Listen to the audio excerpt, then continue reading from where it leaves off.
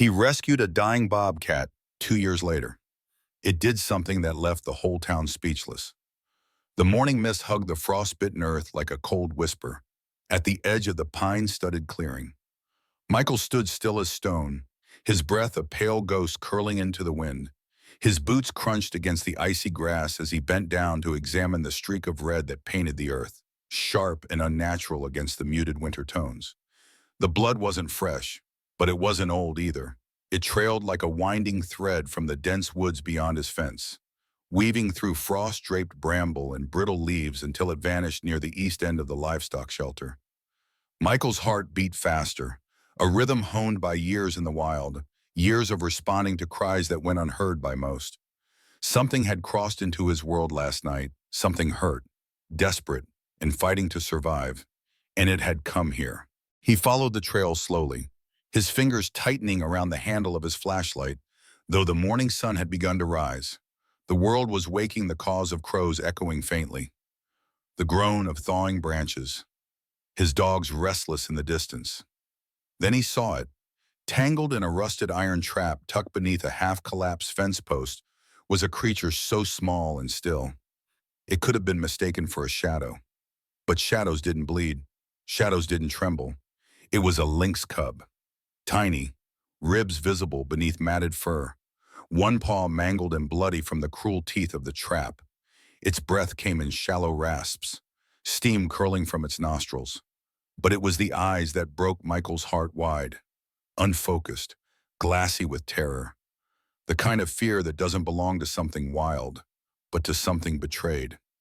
Next to the trap lay a blood-stained scrap of canvas, torn from what looked like a ranger's vest, except the emblem, stamped faintly on it, wasn't local.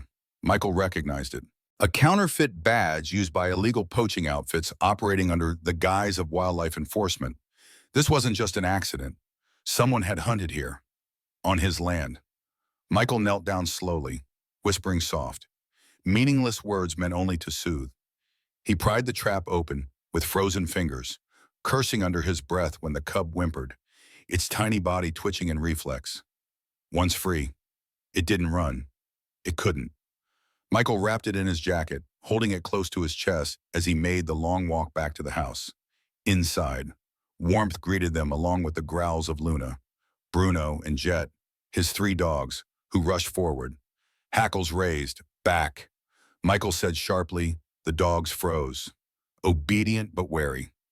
Luna, the oldest and most territorial, continued to growl low in her throat, eyes fixed on the bloodied bundle in Michael's arms.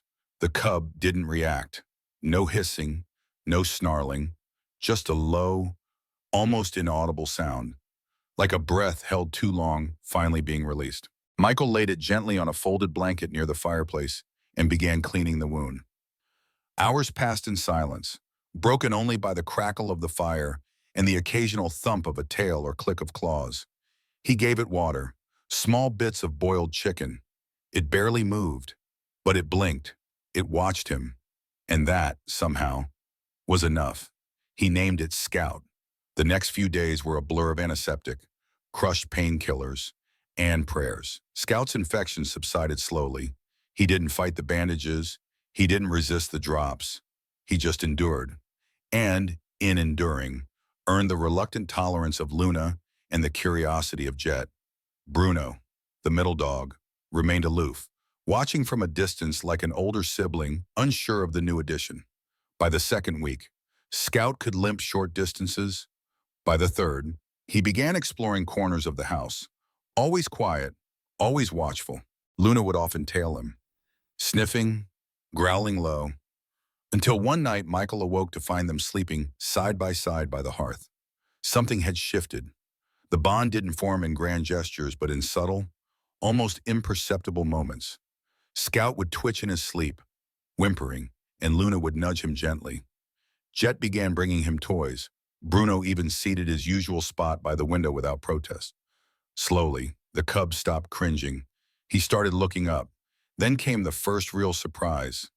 Scout began to communicate, not with sounds or gestures Michael recognized, but with a strange, deliberate sequence of chirps, trills, and paw movements. First, Michael thought it coincidence, but then he noticed how Luna responded. She'd perk her ears, mimic a sound, then act. A warning, a play cue, even a signal before meals. Scout wasn't just integrating, he was leading. One frosty morning, Michael watched as Scout nudged Jet away from a patch of ice. Moments later, a large branch above cracked and fell precisely where Jet had stood. The dogs had begun to rely on him, trust him. It wasn't just survival anymore. It was belonging. Then winter deepened. During one snowfall, Michael took the pack to the ridge, a place where snow blanketed the earth like silence made visible. The dogs chased each other, leaping through powder. Scout stayed back, more cautious, but something drew him forward, a sound perhaps, or instinct. Jet slipped first. A patch of ice hidden under fresh snow sent him tumbling into a ravine where a forgotten snare waited. The scream was sharp. The others froze. Scout moved first. Without hesitation, he leapt after Jet. Michael called out, stumbling through the snow, heart racing. What he found made his throat tighten. Scout, bruised and bleeding, gnawing furiously at the rope trapping Jet's hind leg. He was crying out, a series of high-pitched wails that sounded almost like words. Michael joined him, knife in hand, cutting Jet free. Scout collapsed, sides heaving, blood soaking his shoulder. They carried him home that night, wrapped in every blanket they could find. He didn't move for 2 days, but he survived. Again, and this time, something in Michael changed. He no longer saw Scout as a rescued wild animal. He was family. He was the heart between the dogs, the bridge, the whisper that had made them more than a pack. That spring, a representative from the Department of Wildlife arrived. Scout's presence had been reported. Photos circulated, questions raised. It was illegal to keep a wild lynx, no matter the bond. Michael argued. He showed records, videos, even Scout's unique communication with the dogs. But the law was unyielding. He had to let Scout go. The day Scout left, the dogs howled for hours. Michael drove him deep into the forest, to a protected reserve. He opened the cage door. Scout didn't move. Michael stepped back, waited. Scout looked at him, then at the woods. He stepped out slowly, each paw hesitant. Then he turned back, padded to Michael, and pressed his forehead gently to the man's thigh. Then he vanished into the trees. Back home, Michael found fresh scratches on the tree outside his bedroom window 3 days later. A pattern, a signature, almost like a goodbye. Or maybe a promise. Scout had returned to the wild, but he hadn't forgotten home. The first heavy snow of the season arrived quietly overnight. When Michael opened the barn door that morning, the world outside had transformed into a landscape of stillness, white drifts coating the fields, branches bending under weight, paw prints crisply pressed into the powder. Somewhere in that silence, Scout had grown. It had been 3 months since the day Michael had carried the wounded lynx cub out of the trap, and now the cub, once skeletal and trembling, moved with lithe strength. The scars on its paw had healed, but the limp in its gait remained a slight hitch that seemed to remind everyone what had nearly been lost. Inside the cabin, the dynamics were shifting. Jet, ever patient, had grown fond of Scout, often curling beside him like an older sibling. Bruno kept his distance at first, but had warmed to the newcomer after realizing Scout had no interest in dominance. But Luna was still something else entirely. The territorial alpha of the house had not merely accepted Scout, she had bonded with him. Where once she had growled at the sight of him curled in his blanket, now she would press her nose gently into his fur, sometimes letting out low, protective rumbles. The other dogs respected, but they all did. And Michael, he watched from behind his cracked mug of coffee each morning as a strange new family slowly wove itself together on the wood-paneled floor.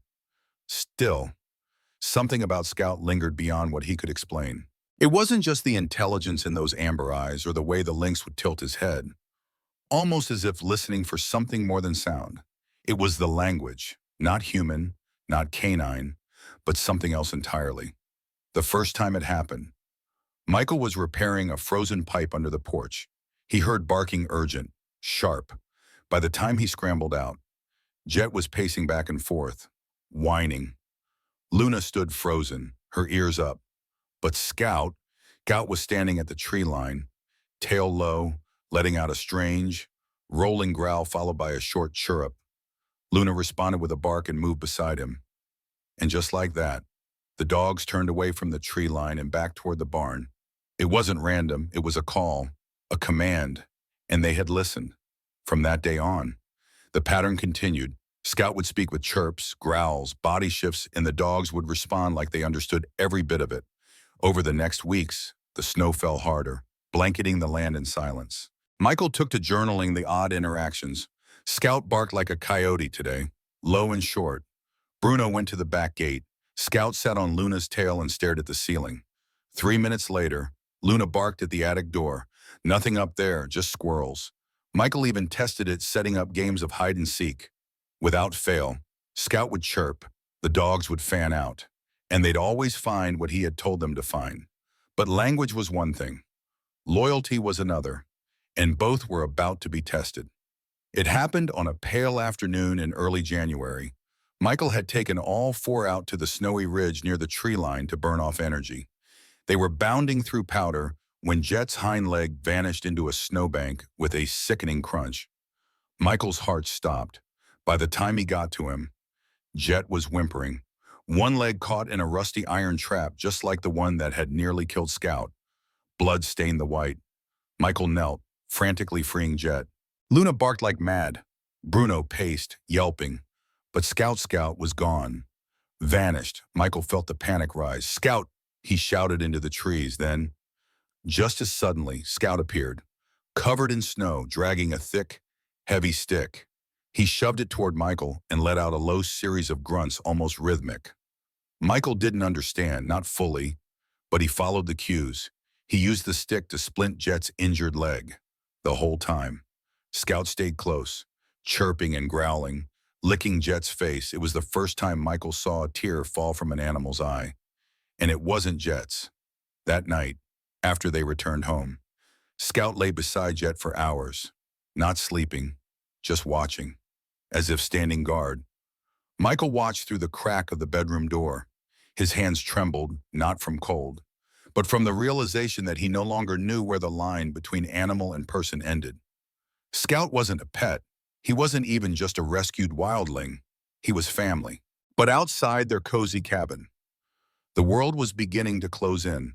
A letter arrived the next day, an official seal, a signature Michael didn't recognize, due to new regulations under the Regional Wildlife Rehabilitation Code. Non-domesticated species may not be kept on private property past their second year. This includes bobcats, lynx, and hybrids thereof. It was a cold, printed decree. A day was listed. Scout would have to go back to the wild. The letter read, "Where he belongs." Michael folded the paper, hands white-knuckled. Who decided where someone belonged? The snow continued for days, muffling the world into silence. Michael didn't tell Scout. How could he? He began training him gently, taking longer walks toward the woods, letting him feel the forest under his paws again. Scout was hesitant, often pausing, glancing back toward the cabin, toward Luna, toward Jet, the last night before the date on the letter. Michael set up a small fire in the yard. Scout curled beside it, staring into the flames. Luna sat beside him. Neither of them moved. When dawn came, Michael opened the gate to the trees. He said nothing, just placed a thick, worn blanket on the edge of the woods and stood back. Scout walked halfway into the trees, then turned. He walked back, pressed his head against Michael's leg, then against Luna's chest. Then without a sound, he slipped into the forest, disappearing into the snow-heavy silence. That night, Luna didn't sleep. None of them did. Michael stared at the dark trees, a place where a whisper used to live. But what none of them saw was that on a tree near the gate, clawed into the bark, were 4 parallel lines of blood. Not random, not wild. A message. I'm still here. And even though the cabin was quieter now, even though the snow fell heavier, something had shifted. The world was no longer black and white. It pulsed with memory, with whispers, with the language of Scout, and he wasn't done. Not yet. The forest had changed since Scout returned to it, though not in ways most people would notice. The trails, once empty, now carried the scent of something watching, listening. Deer avoided the eastern grove.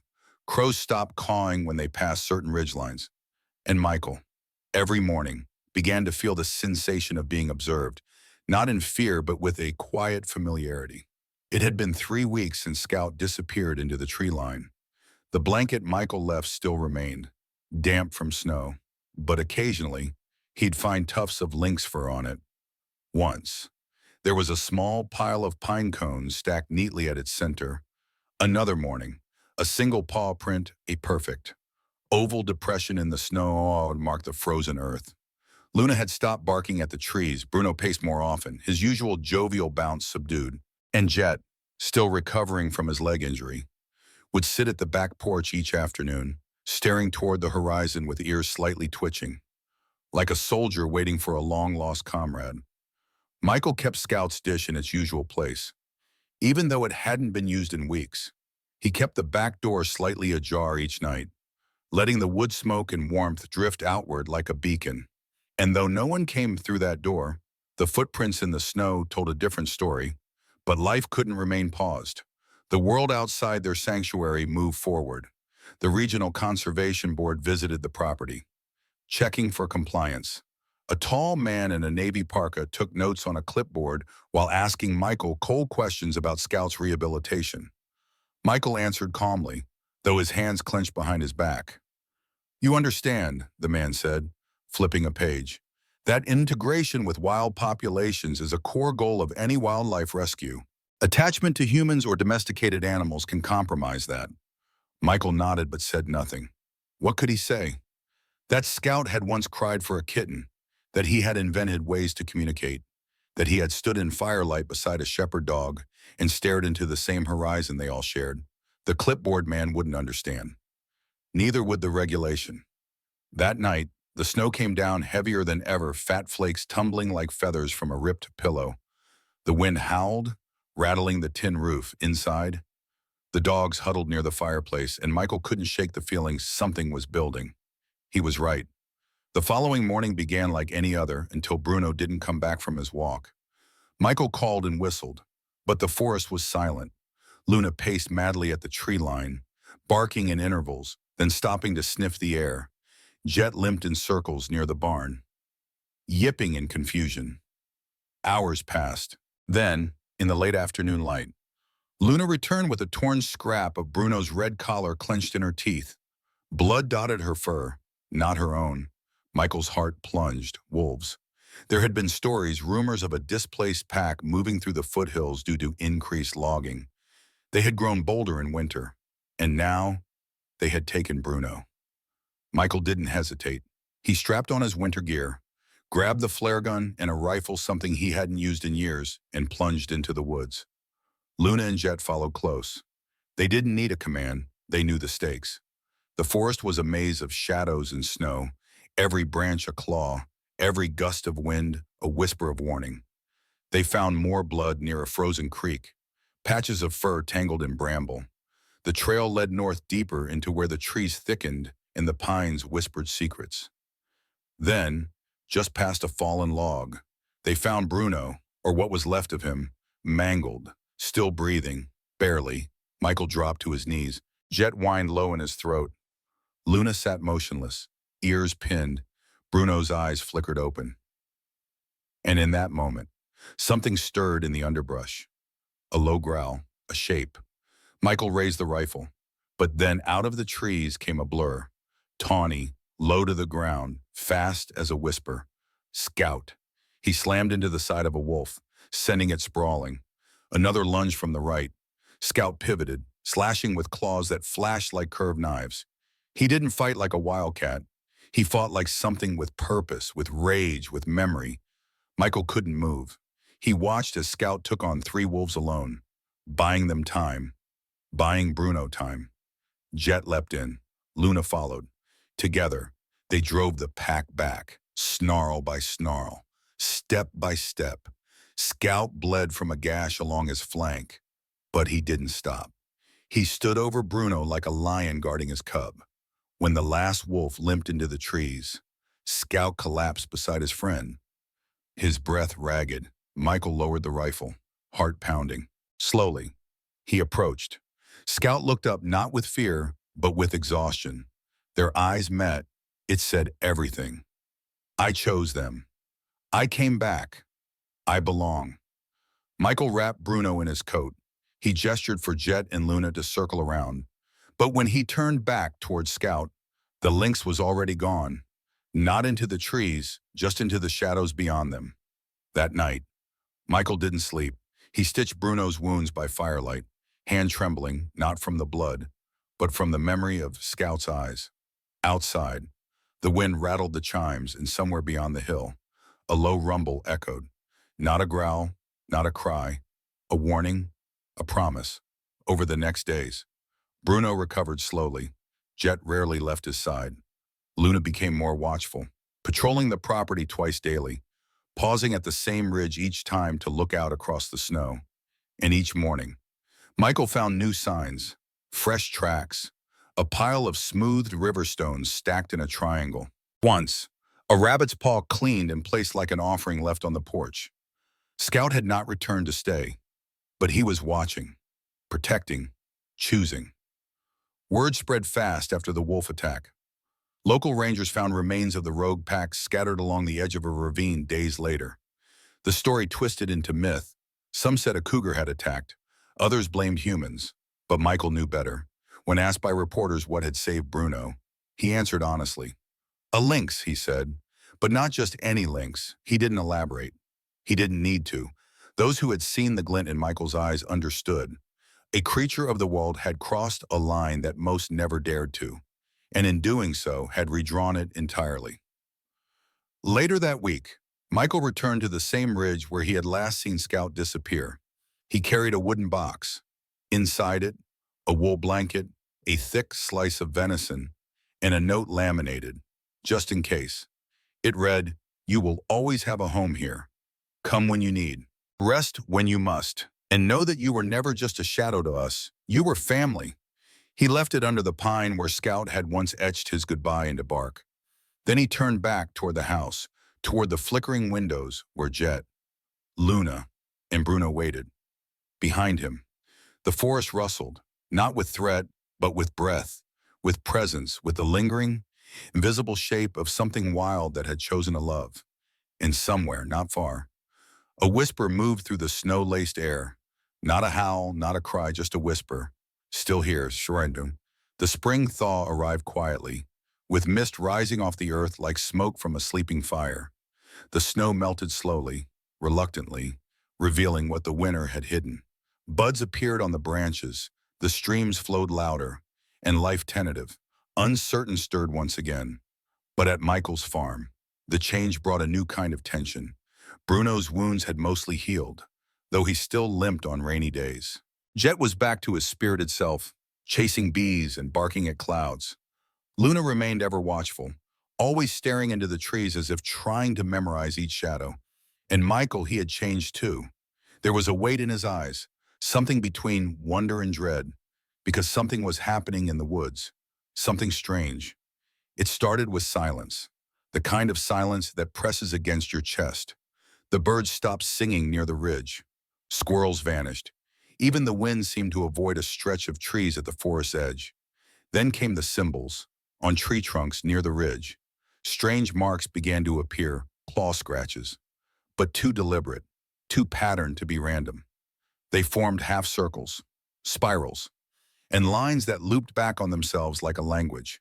At first, Michael thought it might be wolves or another big cat, but Luna refused to go near them. And once, when he touched one of the trees, Jet growled low and long, his hackles raised. Michael took photos, sent them to a linguist he knew from university. The reply came 2 days later. Not any language I know, but not random either. Someone or something is trying to say something that night. Michael dreamed of fire, not flames that burned, but glowing shapes that floated in the air, curling like smoke, whispering in voices that weren't voices. He awoke drenched in sweat, Luna whimpering at the foot of the bed, staring out the window. In the weeks that followed, strange things kept happening. One morning, Michael found the front gate open wide, even though he had locked it tight. Another day.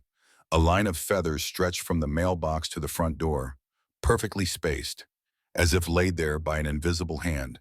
And once, just before dawn, he saw a shape on the ridge, large, still, watching, Scout. He couldn't be sure, but in his heart, he believed it. The whispers from the ridge weren't dangerous, not yet, but they were calling. And Michael began to wonder, had Scout brought something back with him? Something ancient, something the forest had forgotten and now remembered, determined to find answers. Michael began setting up trail cameras. He hiked the ridge, placing them in a wide circle around the clearing where the symbols were most concentrated. Each camera had motion sensors, night vision, long battery life. He waited. 3 days passed. Nothing. Then, on the fourth night, just past 3 a.m., one of the cameras captured movement. A blur, then focus. The image showed a lynx scout standing in the clearing, eyes glowing in the infrared light. But he wasn't alone. Behind him, partially obscured by mist, was a figure. Tall, upright, shrouded in something like a cloak of moss and bark. No face, no name, just presence. The figure raised a hand, or what could be a hand, and touched Scout's head. The lynx bowed slightly. Then the footage cut out. Michael watched it 10 times, 20. Each time, the chill ran deeper. This wasn't science. This wasn't nature. It was something older, something sacred. He went back to the clearing the next day. Luna and Jet at his side. Bruno stayed behind. The air was thick, still, no birds, no wind, just the faint hum of insects and the crunch of boots on thawing soil. The symbols were clearer now. One had changed overnight, a spiral now extended into a straight line pointing north. At its end, a deep claw gouge in the tree. Michael followed. The path wound through dense underbrush, past a hollow log where Luna paused and growled. They reached a small glade, and there at its center was a ring of stones, perfectly round. Each stone bore a symbol carved with something sharp, almost surgical. In the middle, on a pedestal of moss and bark, lay a feather, not from any bird Michael recognized. It shimmered slightly, catching light in odd, shifting patterns. Michael reached out to touch it, then stopped. Luna stepped forward first. She sniffed the air, then lowered her head and let out a soft, whining breath. Jet did the same, and then they both sat quiet, reverent, as if waiting. So Michael knelt too. In that moment, he felt it, not a presence, exactly, but a thread, like a line connecting him to something beyond sight, a memory that wasn't his, a whisper in a language older than time. A flash Scout as a cub, trembling in Michael's arms, Scout pulling Jet from a trap, Scout standing between wolves and his pack. Then another image Scout, alone in the forest, facing something vast and unseen, choosing, becoming. The feather disappeared that night, but the next morning, Scout appeared again, this time at the edge of the field, limping slightly, but upright. Michael didn't move. He opened the door. Scout didn't approach, but he didn't flee either. Their eyes met, and in that space, Michael understood. Scout was changing, had changed. He had become more than animal, more than companion. He was something else now. A bridge, a guardian, a whispering flame between two worlds. Michael left the gate open that night. He left meat, water, and an old toy Scout used to swat at when he was a cub. In the morning, the toy was gone, the meat untouched, but a single stone sat on the porch flat. Gray, etched with a spiral, Scout's mark, not a goodbye, a reminder. That evening, a storm rolled in from the north. Thunder shook the sky, rain hammered the roof. Michael stood on the porch, the dogs huddled beside him. And from the ridge, just for a moment, he saw a shape lynx-like, glowing faintly against the lightning, watching, guarding. And then, it was gone. But the forest was different now, not just a lame, but awake. The line between human and wild had blurred, and at its center stood a creature no longer bound by either world, a lynx who had crossed the threshold and had returned not as a beast, but as legend.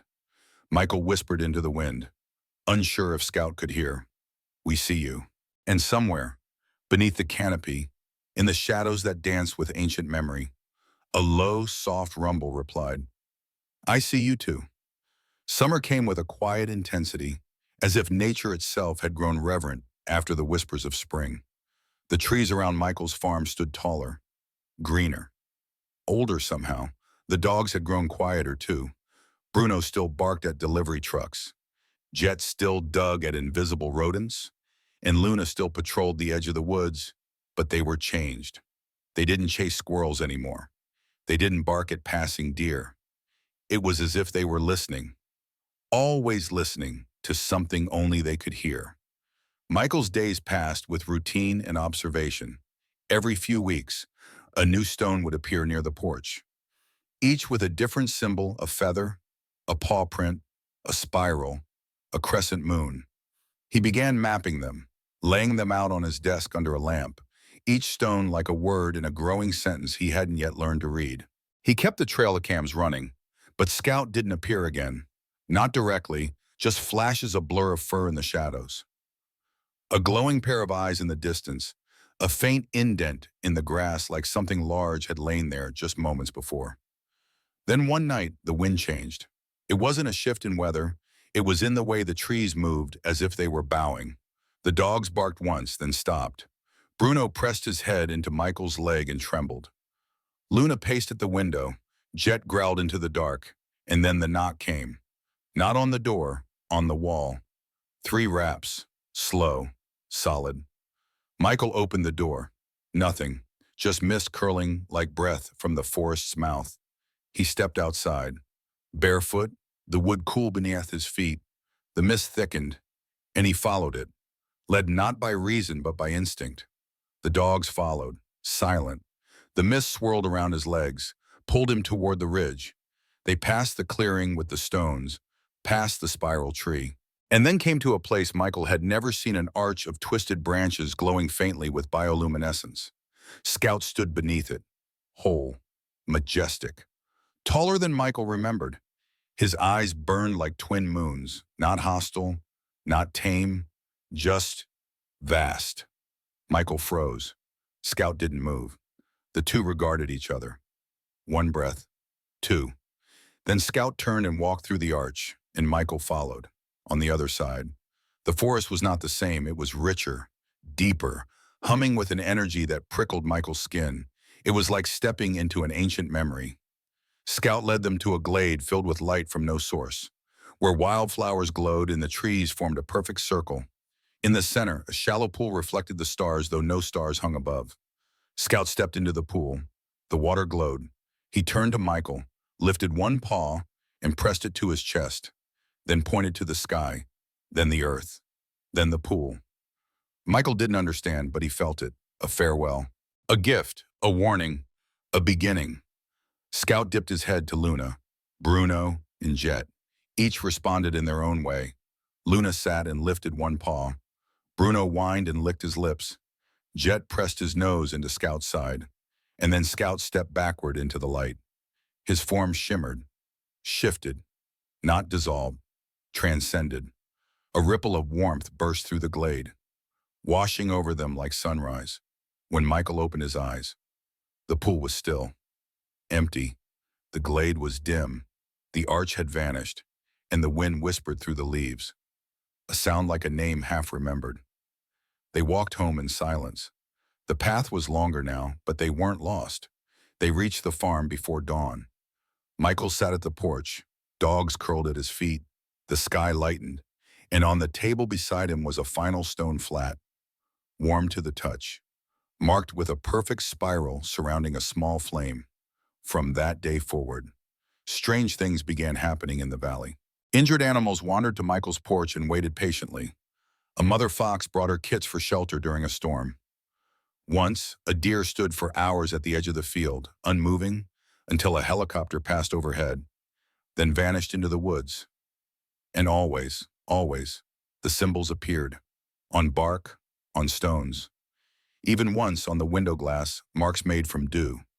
The town began to talk about the animals that crossed roads only when it was safe, about the wolves that no longer came close, about the birds that gathered in eerie silence. They didn't know Scout, but Michael did. He told no one. Some stories must live outside language. He continued his work with quiet purpose. He gave talks at conferences, helped with rescue programs. But every evening, when the sun dipped below the ridge, he left a bowl of water and a blanket by the porch, just in case. Years passed. The farm grew older. So did Michael. Luna passed peacefully one winter night, her head resting on Michael's chest. Bruno followed the next spring. Lying in the wildflowers Scout once walked through, Jet, ever the pup, lived longest, but even he eventually settled into the earth with a final sigh. Michael buried each one near the glade. No cross, no stone, just a paw print, pressed into soft earth. On his final night, Michael sat alone under a harvest moon. His breath was thin, but his eyes were clear. The wind moved like music, and from the trees came a rustle not of leaves, but of something stepping forward. A shape in the dark, glowing eyes, the echo of a purr. Michael smiled. Took you long enough. And then he closed his eyes. The next morning, the farm stood still. Birds sang, the wind whispered, and on the porch lay a single feather, impossibly light, shimmering like starlight beside a spiral etched into the wood. Scout had returned, not in body, but in legacy. He had not died. He had become something else, a guardian of the in-between, a spirit who walked both sky and soil. And in the valley, where whispers still moved through the trees, people spoke softly of a story passed from generation to generation, of a lynx who once loved 3 dogs, saved a man, and vanished into legend, of a place where wild and human touched, where a silent flame still flickered between worlds. They called him Scout, and to those who believed, he still watched from the ridge, waiting, listening, protecting forever.